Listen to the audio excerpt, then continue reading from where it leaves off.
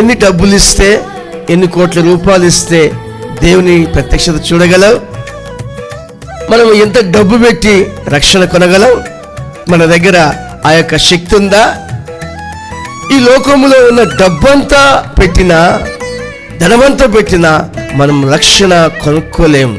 అంతేకాదు ఆయన ప్రసన్నతను చూడలేము.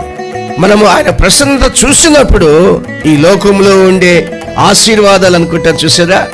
తినడానికి తిండే కావచ్చు, ఉండటానికి ఇల్లే కావచ్చు, తిరగడానికి బళ్ళే కావచ్చు, కార్లే కావచ్చు, ఏవైనా సరే ఒక మనిషికి, సగటు మనిషికి అవసరమైన వస్తు సామాగ్రి అంతా కూడా ఆయన ప్రసన్నత చూస్తున్నప్పుడు, ఆయన ధ్యానం చేస్తున్నప్పుడు అవన్నీ కూడాను మన యొక్క కాళ్ళ దగ్గర పడి ఉంటాయి.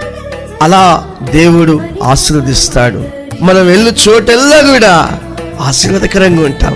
మనం పాదం మోపిన ప్రతి చోట బంగారం అయిపోతుంది. కారణం ఏంటంటే ఆయన మనలో ఉన్నాడు.